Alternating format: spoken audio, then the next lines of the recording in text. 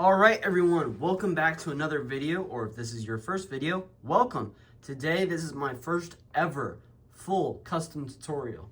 I'm gonna be taking you through different hand painting techniques, airbrushing techniques, masking techniques, everything you need to know to start customizing, to learn what you want to do for customizing. You can do it in this video. Now, I will say that I'm not the best customizer in the world, and I don't claim to be that great, but I do think that this video could teach you a thing or two. And I want this to be known that customs don't have to be a full-blown new character, a bunch of modifications. A custom can literally just be, well, I think Starscream needed some silver here, here, and here, so I added some silver. It doesn't have to be this crazy custom. You can always just add little small things that you want to do, and I think that's the beauty of it. But today's custom is going to be this Galvatron figure. Now, Solars, what figure is this? I actually don't know.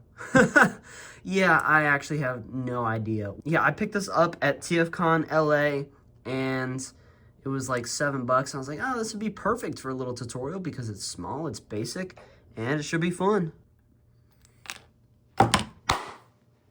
So before we even get into what you need or, what kind of equipment to buy, whatever, first, with any custom, you want to figure out what do you want to do.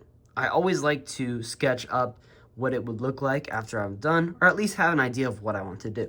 With this one, I just want it to look like G1 Galvatron. So that involves the green being purple, the brown being black or gray, and the cannon being orange. That's basically the whole scheme of what I want to do.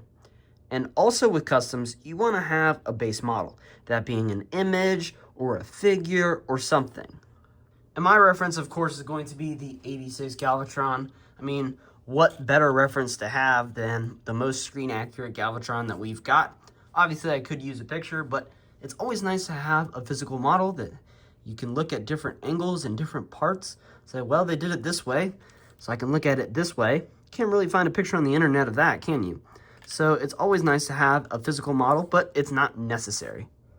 So yeah, now I've decided, well, I want to make it G1 accurate. I want to do purple, gray, orange, red, and silver.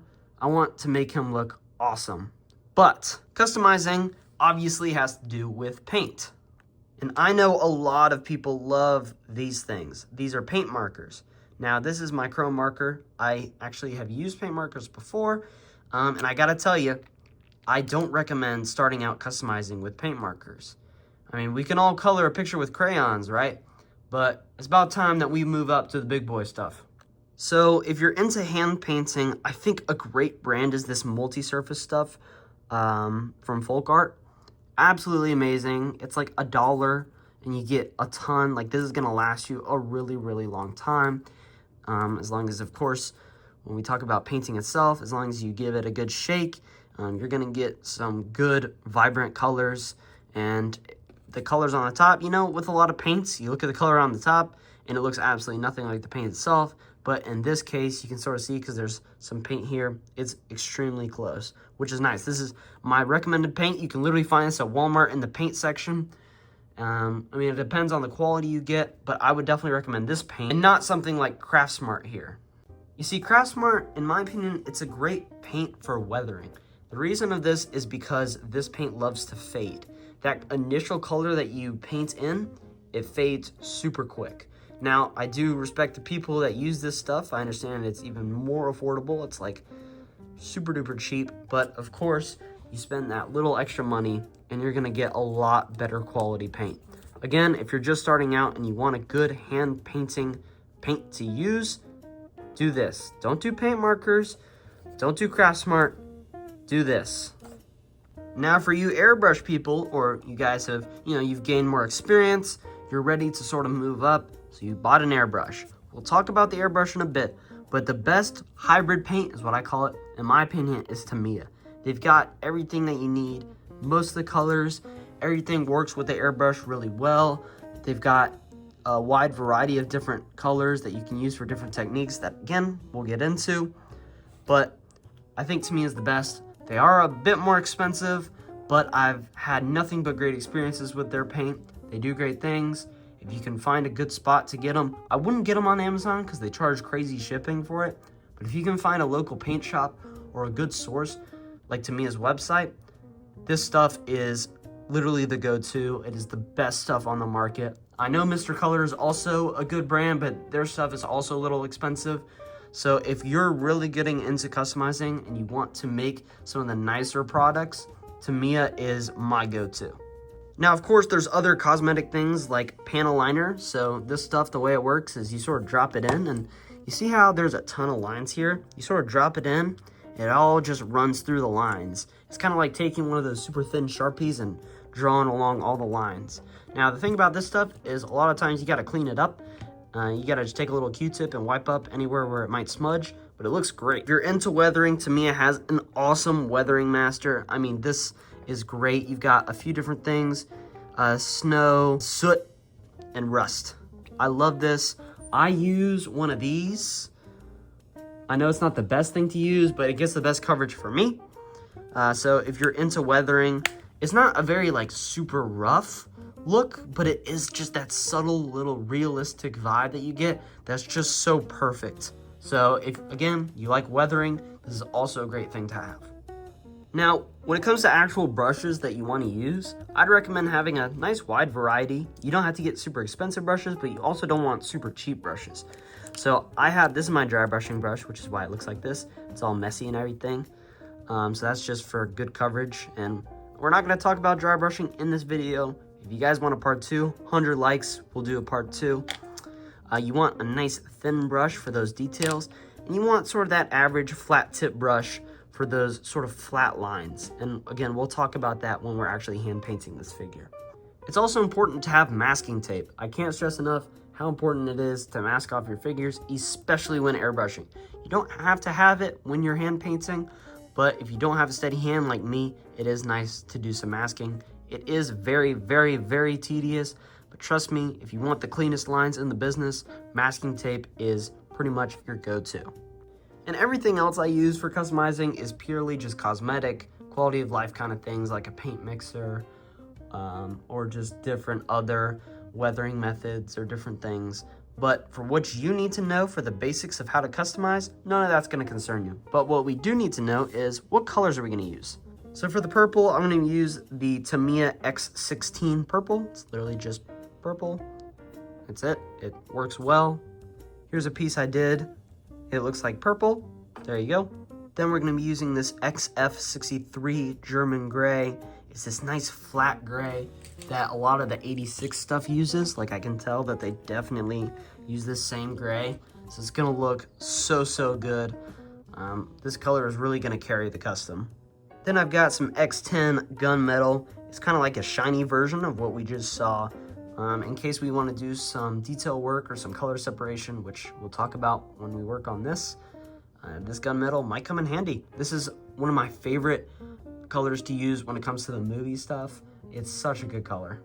Then we've got XF25 and 55. That's going to be for sort of this plain gray here. I don't have the exact color, but I'm going to hopefully mix these two and get a result that looks close enough. Second to last, we got this silver. I think this is chrome silver. You see on the bottom, we're going to be using it for the cannon specifically. And to pair alongside it, we're going to be using this clear orange. And these two together forms such an awesome little combination. I'm so excited for you guys to check out. Now, arguably, the most important part of customizing Transformers is disassembly. I see people literally all the time not disassemble their Transformers when customizing, and I just don't understand it. You gotta have some kind of separation because you're gonna mess up. Every custom has an issue, whether it's the best looking custom in the world or a worse looking custom. No disrespect to any customs, but you know, there are worse and there are better. So it's always important to make sure you disassemble. Now, there's a bunch of different methods that figures have, different joints, different types of ways that they are assembled, so let's check them out. Most common is definitely the ball joint, especially on smaller figures like this. You also want to be careful on a little more brittle figures like this. This figure isn't super high quality, so you definitely got to be careful. But yeah, ball joints. These are the easiest to take off in most cases, unless they're like super on there. So those are good. They're universal. You can always just sort of take your thumb and pull out. Then you got mushroom pegs or like friction joints. This one, you just do that. You just kind of push it out. And it comes out just like that. I was not expecting it to come out that easily. And then you have pins. Now, what I would recommend is when you see one of these, don't disassemble it. They're flatheads. They're not made to come back out. There are ways to take them out, but trust me, you don't want to risk breaking your figure just to disassemble one piece. It's a little more masking, but trust me, you don't want to break your figure just to do it that way. But smaller pins like this are punchable. No, not like with my fist. This is what's called a punch. This is what you might see me use in videos with the combination of a cloth and of course a hammer. Punching pins, you want to make sure that your figure is laying straight down so that you can punch straight down. You don't want to punch diagonal, you don't want to punch horizontal. You want to use gravity to your advantage. But before you punch a pin, you have to look for its entry and exit.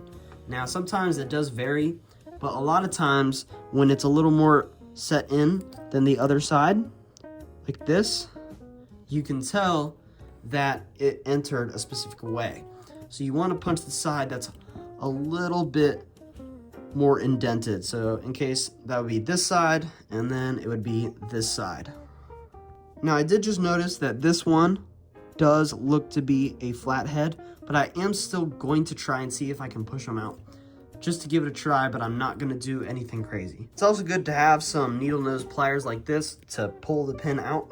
So I was able to get it out. So yeah, you just kind of pull that off and then probably just separate the ball joint. Wow, that's tight. So now I'm gonna punch the other one. So it is possible. So I'm glad I tried it, but it did take quite a few punches for it to come out.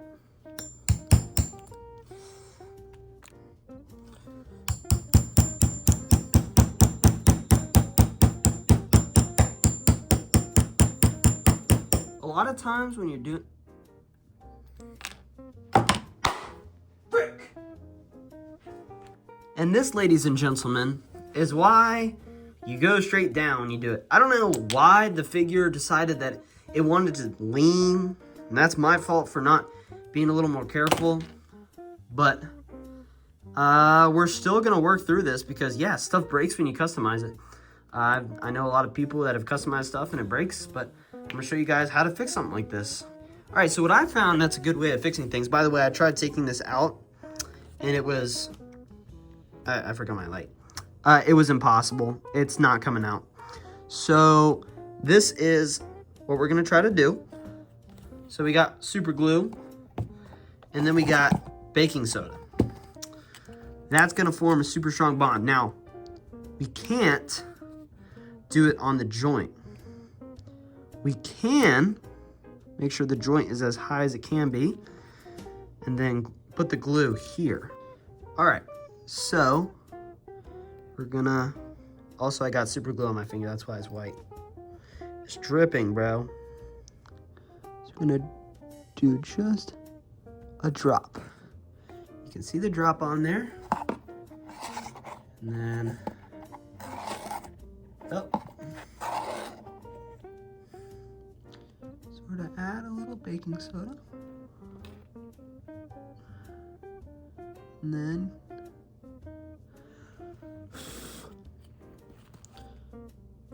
add a little glue. And then, boom.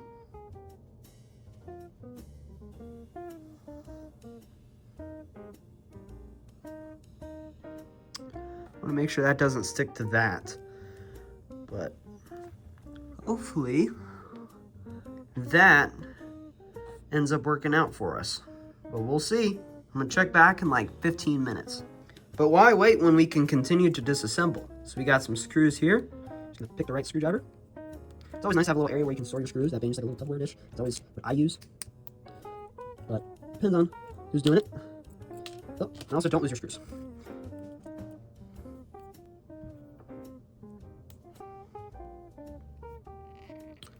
Oh, okay, that's Interesting.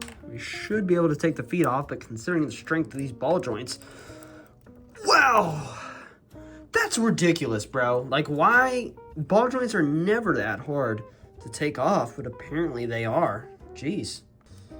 These should be easy to take off. Boom. Head. We did this earlier. Easy. All right, so these are on friction pegs. Like this. Might take a little work. All right, so now it's time to do sanding. So I have my little sanding block. It's got a few different grid types, but it's good to sand down different ball joints, different pegs, because when you add paint, it adds another layer. You put more layers on joints, it can cause a tendency to chip when it makes contact, because normally it's designed to have a certain level of thickness. When you add thickness, of course, that friction is going to take off that thickness, causing paint chipping. Makes sense? Cool. So when we do this, we want to sand the ball joints and really just the parts with the most friction. So yeah, that's going to be the ball joints in specifically. So the thighs and the shins here, definitely going to want to sand these down a lot.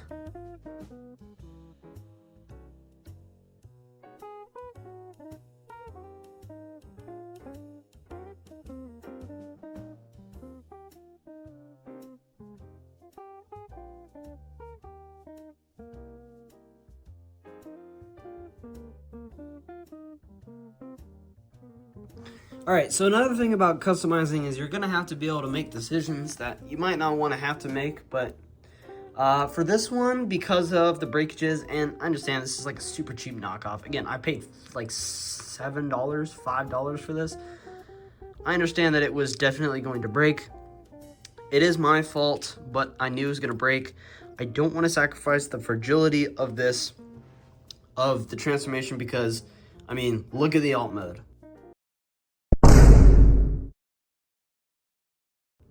We don't need to see that. We can just look at a good looking robot mode. And especially, I really don't like the way that the elbows are engineered, because there's so much friction here. Like that, there's so much of that, where that's just poor design right there. That should really be sanded down so you're not having all of this contact. Like, that's really bad. So obviously, yeah, this is gonna be really fragile if I wanna bend this elbow, and I'm not gonna do that, because I know, yeah, this is definitely strong enough. What I've done here, it's 1000% strong enough. But I just don't wanna sacrifice it, especially for a poorly engineered figure. I'm glad I picked a cheaper figure, because, you know, when it gets to the expensive stuff, it makes it a little harder to paint, but this one, it should be fun. Now, when it comes to primer, I use my spray booth. Not everybody needs a spray booth. Do this outside. Do not spray paint your grass. Don't spray paint your concrete. Get some newspaper or do it on some old pine straw. That's what you should do. Trust me, from experience. So you want to do it in a controlled environment, or somewhere where if you do get overspray somewhere, it's not gonna matter. I use these little thingies to hold up my things.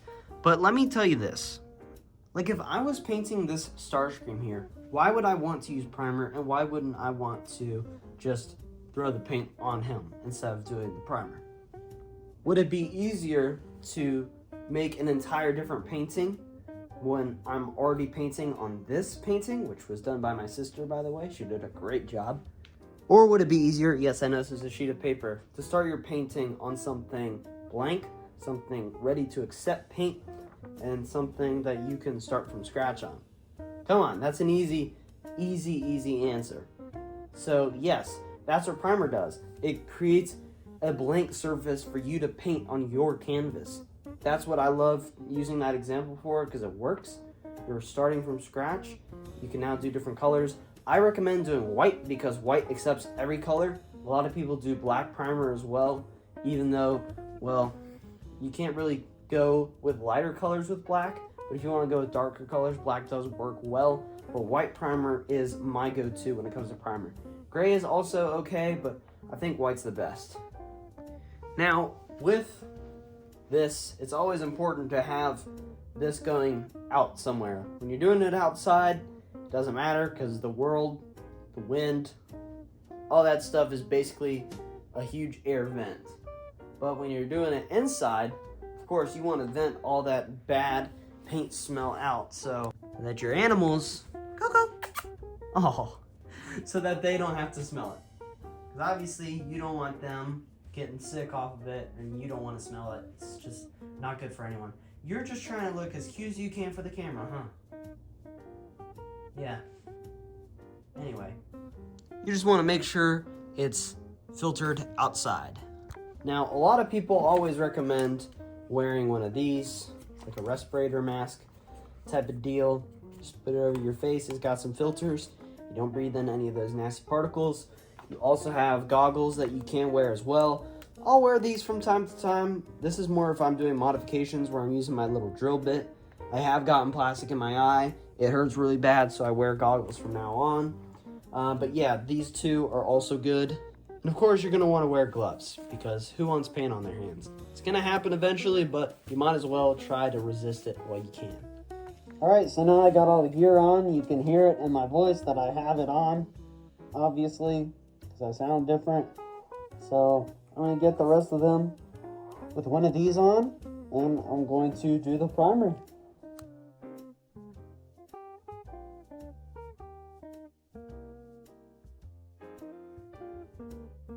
So now it's time for primer. Primer's super basic, just some ground rules. Don't hold the can of primer too close. You want it to be a nice thinner coat. If it doesn't cover the whole thing in white, it's not a big deal. But you want it to get at least most of the white. Outside of that, just be consistent. Try not to miss any spots, and it's pretty easy.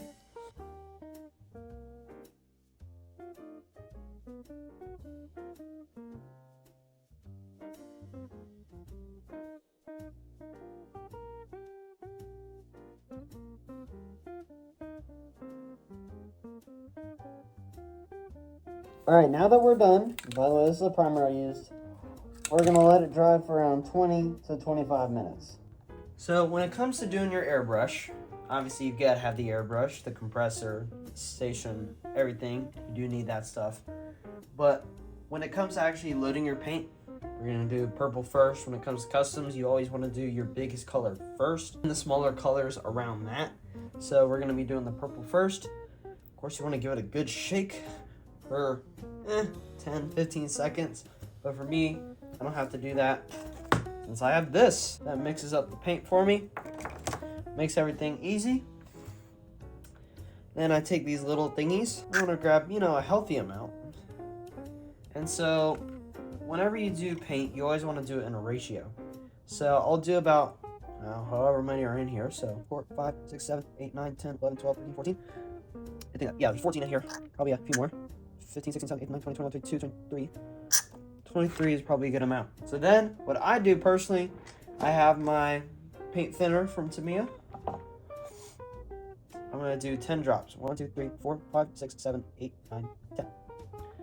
Then, mix it up. I just sort of shake it, and that does the trick. So now I have a healthy amount of Tamiya paint. I'm going to close up my paint because I can tell you it's more than the number of fingers on my hands that I've knocked paint over, and I've lost good, expensive paint.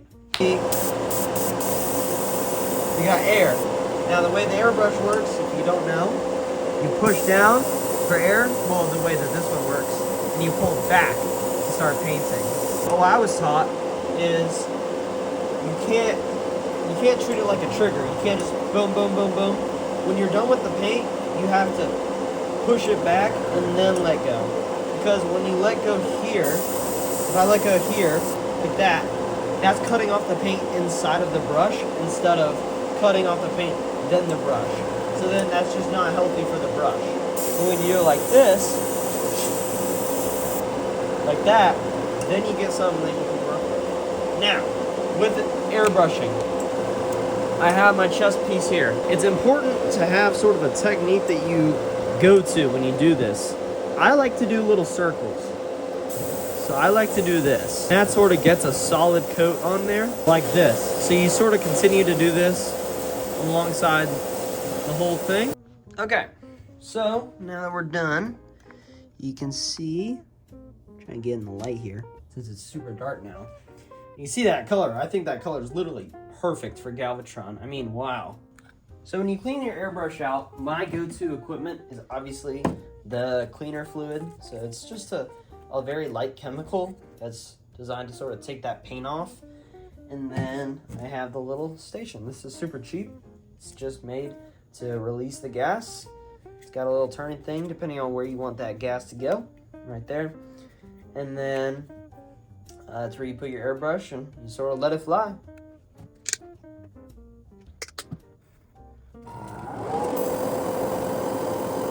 Then I can with a paper towel, sort of stick it in there, twist it. Yeah. Now ready for the next color. Now it comes down to these two. So we're gonna try mixing these two. I'm just gonna mix it because, I mean, there's not really a good way to teach you how to mix. You just kind of have to do it and hope it works. I'd say that because Galvatron, he's a little more gray than blue, it'd probably be better to do maybe 3 parts this, 2 parts this, and sort of see where it goes. Let's do some masking. So obviously we know that the top part of this has to have that light gray color, so we need to mask that off, the chest off, so that just this part gets that paint. You know, maybe I will go with the smaller width since I don't want to have to work around this. This is the line that I want. So I'm going to find that line with my tape. So you want to really squeeze it and make sure it's on there and make sure it's on that line that you really want to cover up. All right, I've got all my pieces. My gray is all mixed up, as you can see. And now, ready to paint it. I've got stuff masked off, so we're just gonna be painting this part here. And then that there, everything else is already done, and yeah.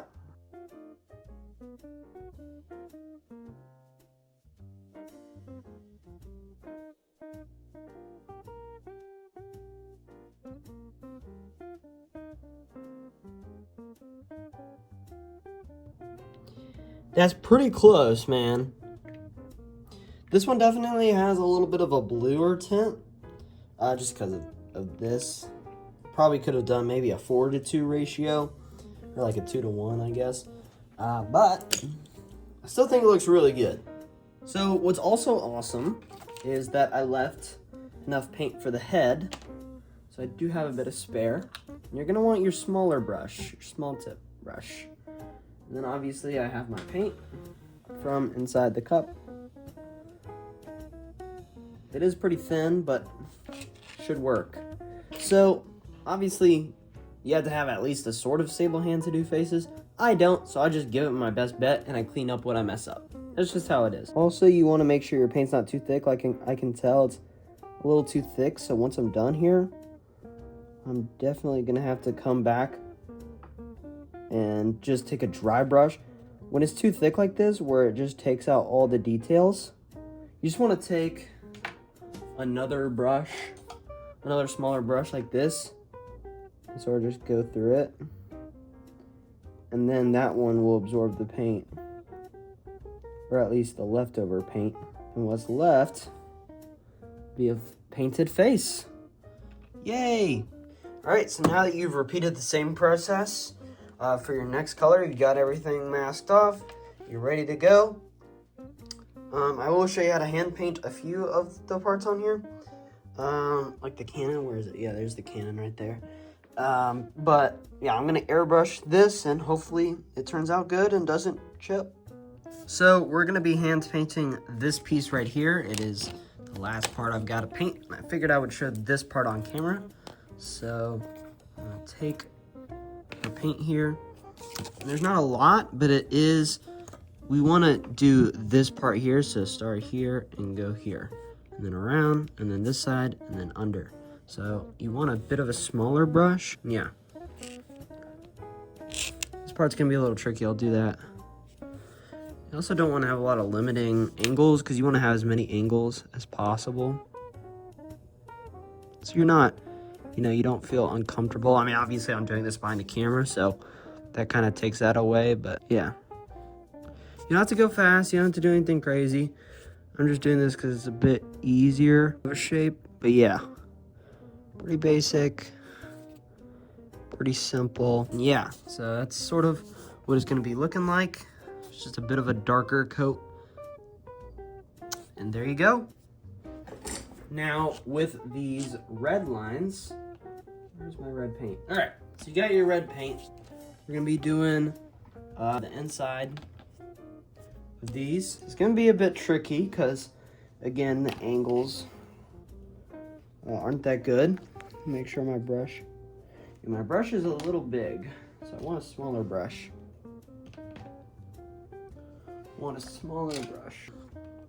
I'm just gonna repeat that process of just sort of taking my time, small strokes. Yeah, making sure I've got enough paint to do that. So again, I'm gonna repeat this on all four. So now that Galvatron's basically done, we can do this awesome method with these two. Now I talked about this earlier, that these two do something really cool when paired together. So the way this works is this is what's called a candy color. So we're gonna be doing what's called candy orange. Now if you've been around the channel before, you may have seen this before with my TF1 Optimus axe. So essentially, we do a base coat of this silver, right? And then we put the clear coat over the silver. So that clear orange is not gonna be a solid orange, it's just gonna be a clear color to allow the metallic to come through. So it's gonna be this gorgeous metallic orange. So first is the coat of silver.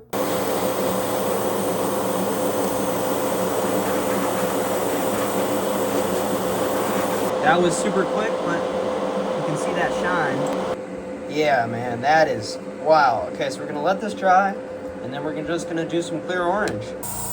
Look at that gorgeous color.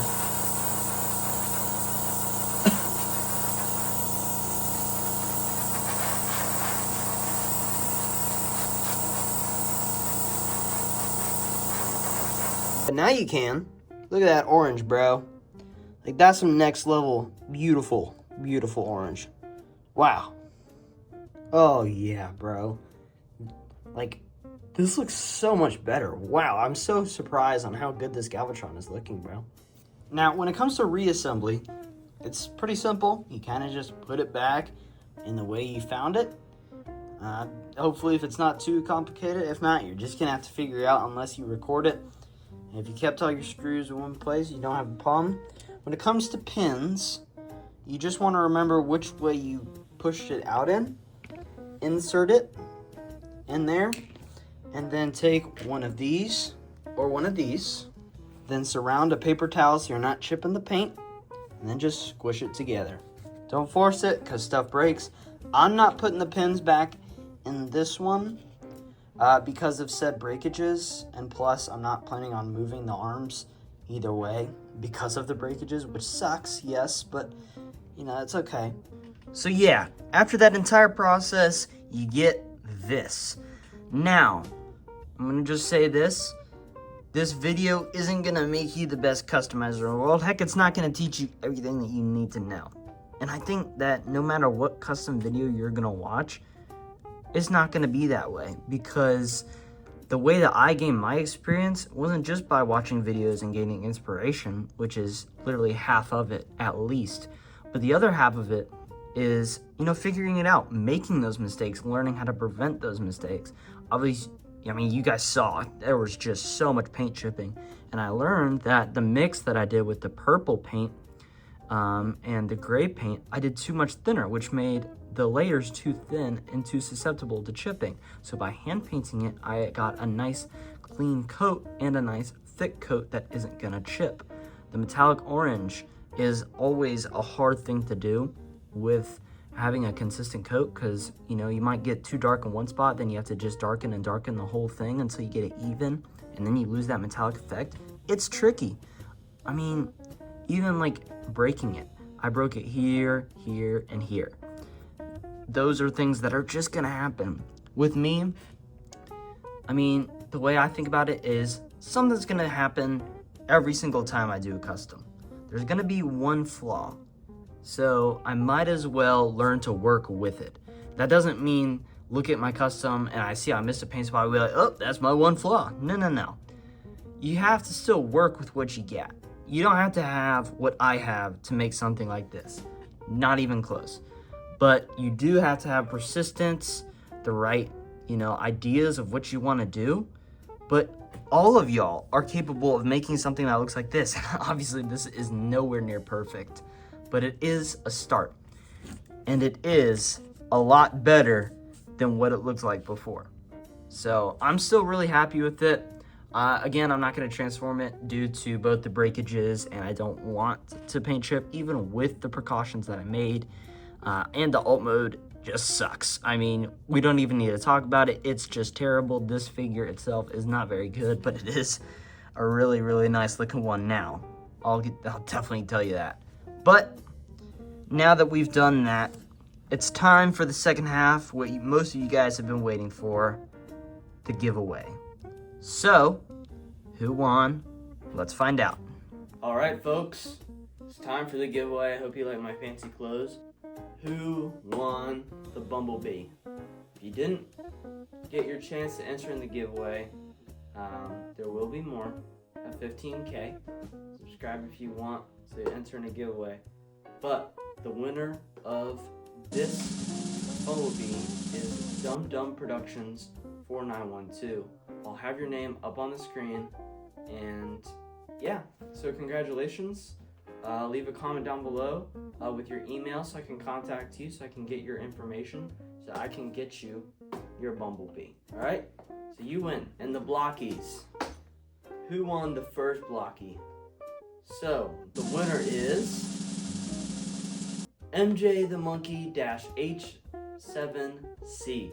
So congratulations on winning yourself a free blockies. Hope you enjoy it. Again, leave a comment so I can get your information.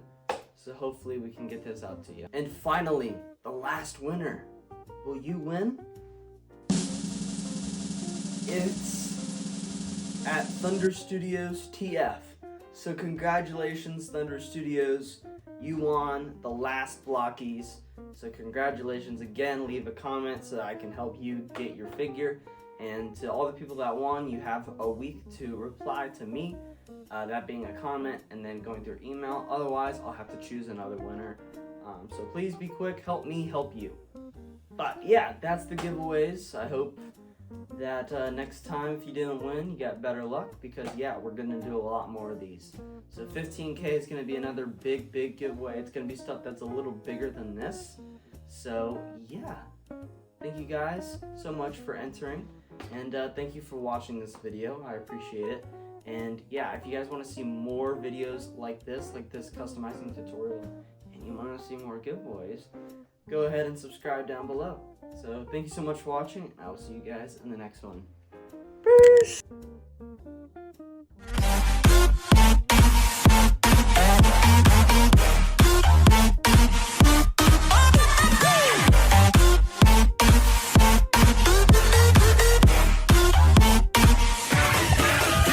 That being said, Dolores out.